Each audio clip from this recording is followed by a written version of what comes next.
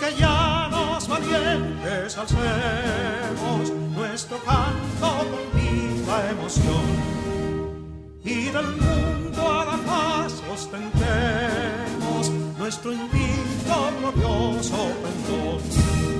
Salve el pueblo que intrépido y fuerte a la guerra a morir se lanzó, cuando en bélico reto de muerte sus cadenas de esclavos rompió.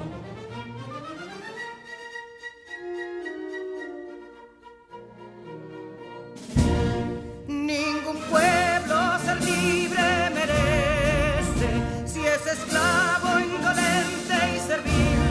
Si en su pecho la llama no crece, que templó el heroísmo viril, más que estrella la indómita y brava, siempre altiva la frente alzará, que si fuere mil veces esclava, otras tantas ser libres habrá. Que si dolor y ardid la expusieron de un intruso señor al desdén, las carreras veler campos fueron que cubiertos de gloria se ven, que en la cima del heroico baluarte de los libres el verbo encarnó, donde el genio de Sánchez y Duarte a ser libre o morir enseñó.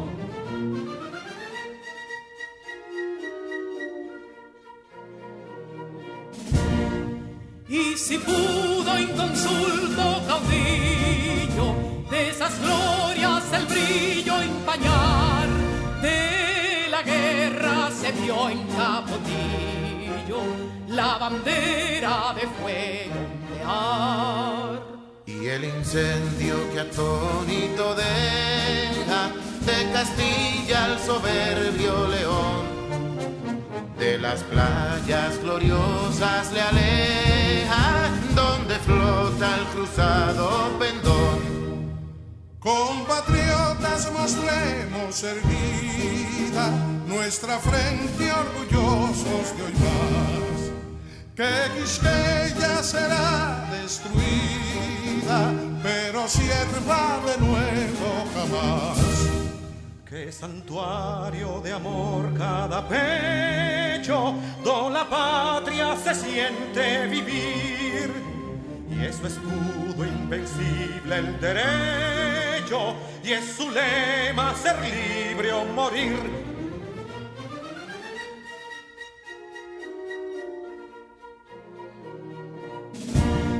Libertad que aún se yergue serena, la victoria en su carro triunfal, y el clarín de la guerra aún resuena, pregonando su gloria inmortal.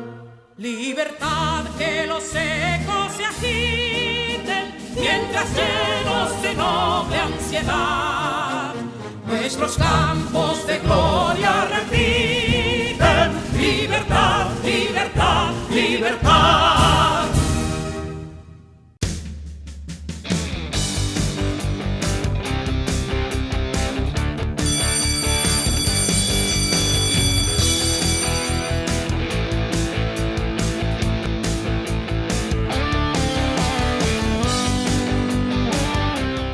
Hola queridos estudiantes, el día de hoy tendremos las asignaturas de Matemáticas, Ciencias Sociales y Francés. Tu profesora de Ciencias Sociales, Yancel, te ayudará a aprender sobre el arte en la República Dominicana. Echanson te enseñará sobre le futur proche. Y por supuesto, en Matemáticas, yo continuaré hablándote sobre la resolución de problemas de la esfera. Es tanto lo que aprenderás si prestas la debida atención. Así que sin más, comencemos. ¿Son los patrones de la naturaleza casualidad? En la naturaleza se observan interesantes patrones que se repiten vez tras vez.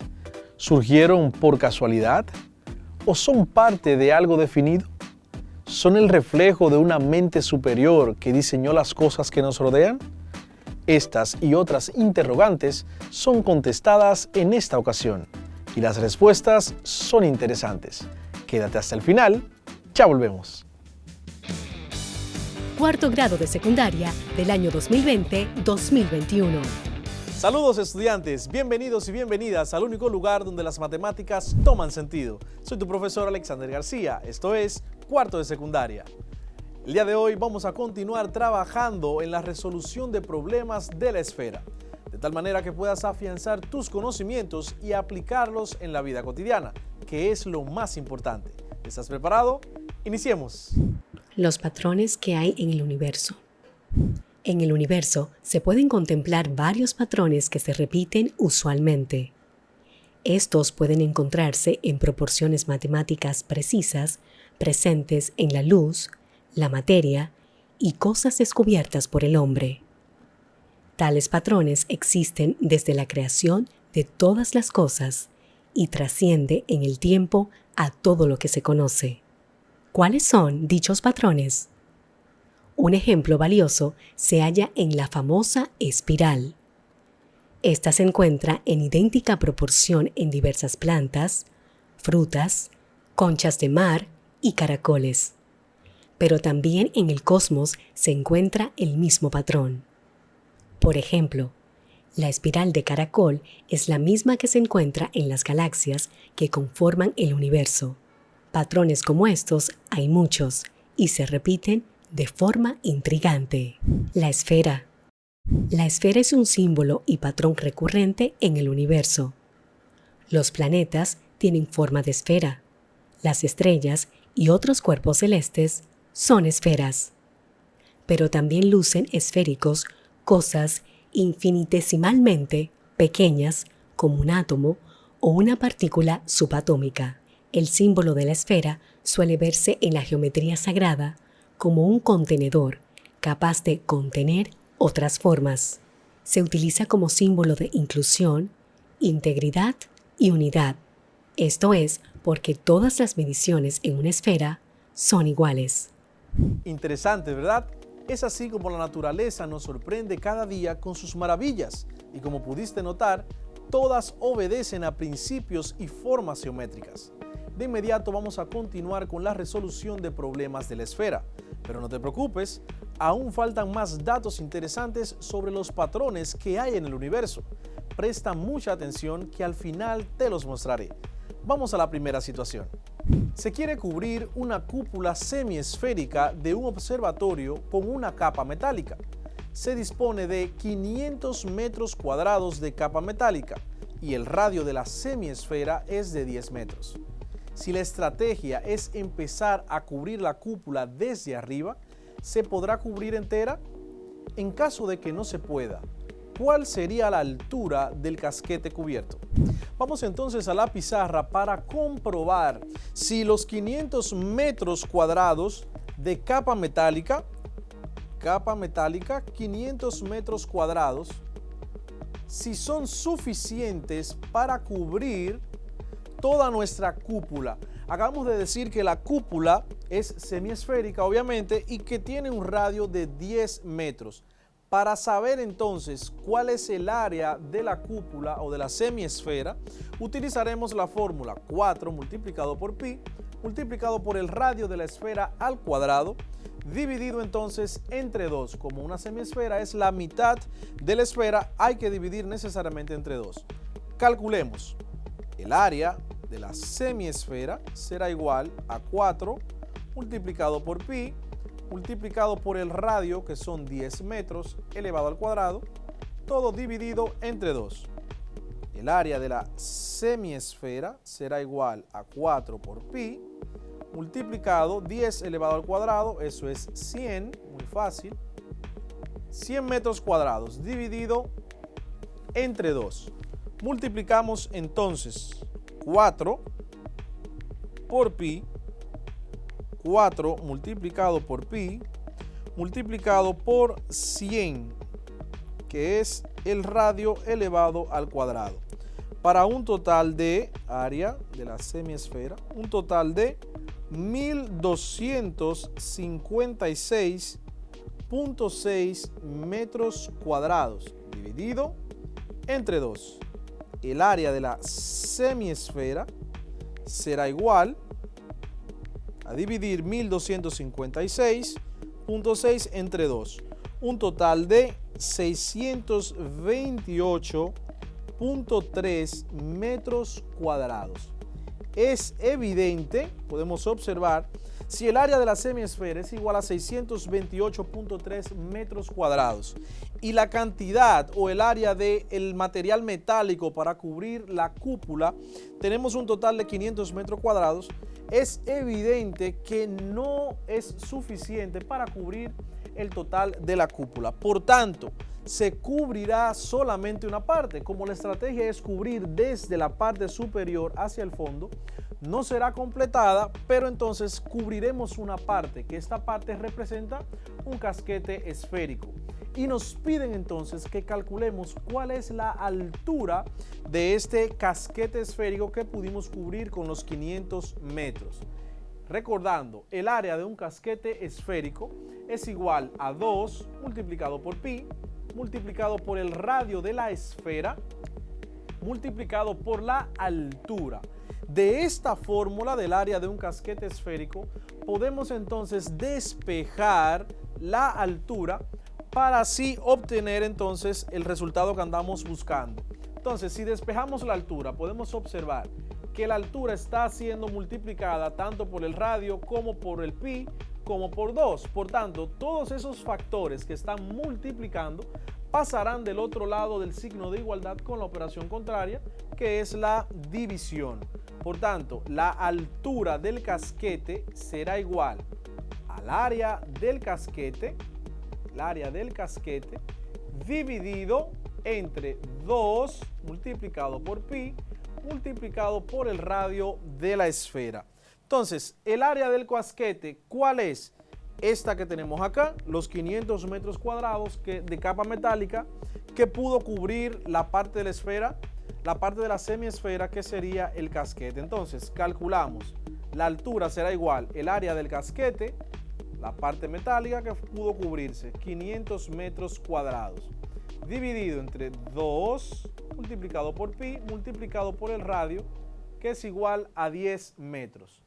La altura será igual, si multiplicamos 2pi por 10 metros, 2 por pi por 10, eso sería igual a 500 metros cuadrados de área, dividido entre 62.8 metros. La altura de nuestro casquete será igual a dividir entonces 500 metros cuadrados de área dividido entre 62.8 para un total de 7.96 metros. Como aquí arriba tenemos metro cuadrado y acá abajo tenemos metro, entonces se restan los exponentes y quedaría el metro lineal, que es como se denomina la longitud.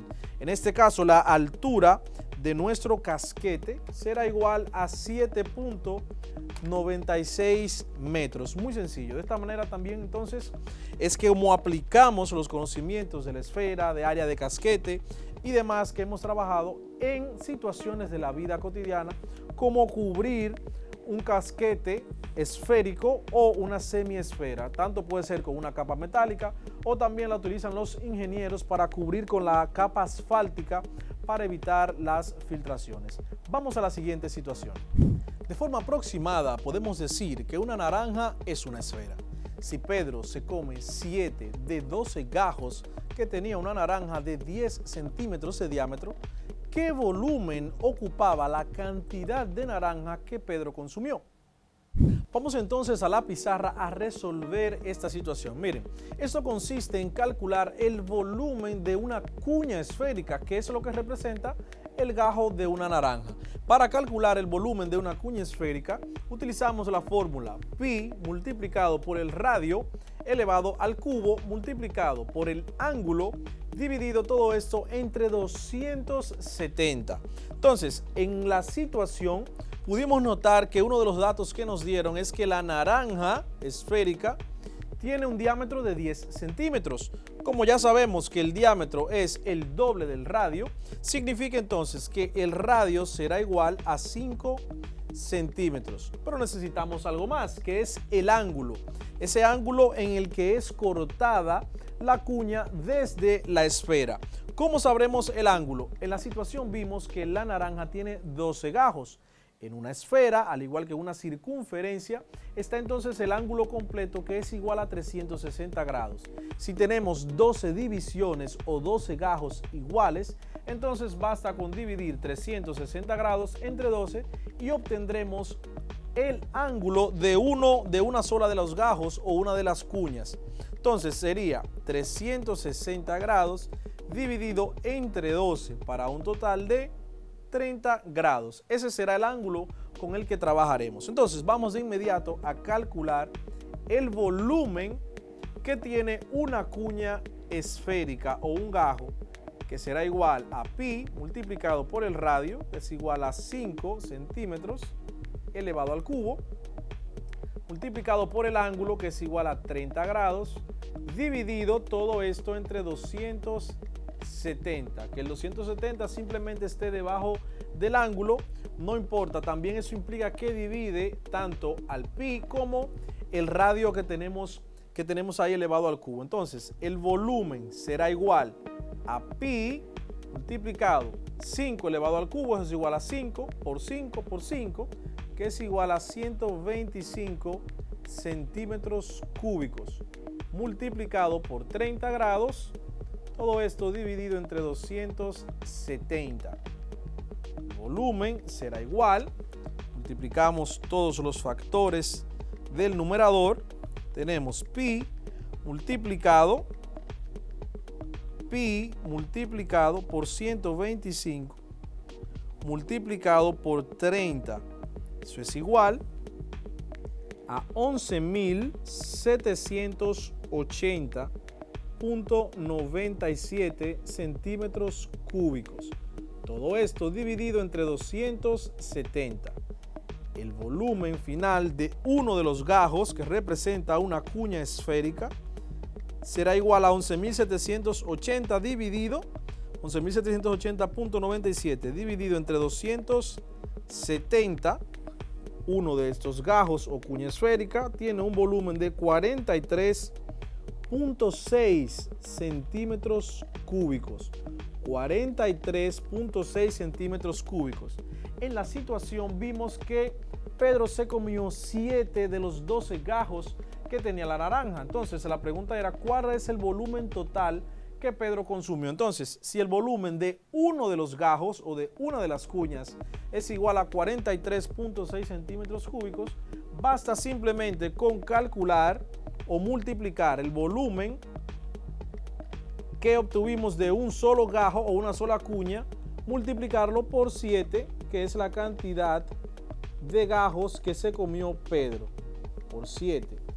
El volumen que se comió Pedro será igual entonces a 43.6 multiplicado por 7 gajos que él se comió. Entonces, en ese caso, Pedro se comió un total de 305.2 centímetros cúbicos. 305.2 centímetros cúbicos en total fue lo que consumió Pedro de esta naranja. Así de fácil, así de sencillo es en cosas tan cotidianas como comerse una naranja o un melón o cualquier fruta esférica, que podemos aplicar la geometría o resoluciones de problemas de la esfera. Ahora te invito a prestar atención a otros patrones fascinantes con los que no deja de sorprendernos la madre naturaleza. Los toroides. Si se piensa en los lados de los toroides, se encuentran que son perfectamente circulares.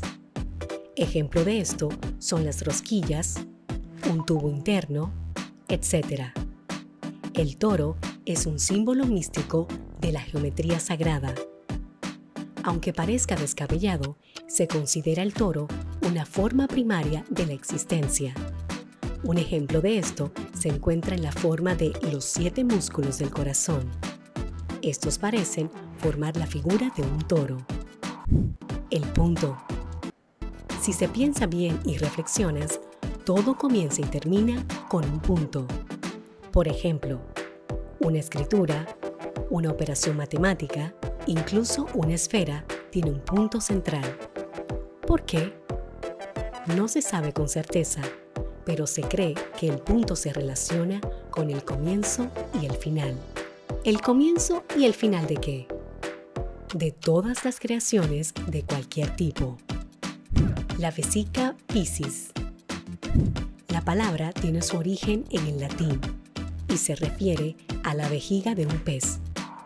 Se forma en la intersección de dos esferas del mismo tamaño, en el punto donde se conectan sus centros. El resultado es un símbolo con forma de almendra. ¿Qué pudiera representar? La fusión del esperma y huevo, que lleva a la creación. Asimismo, puede significar la visión que comparten dos personas.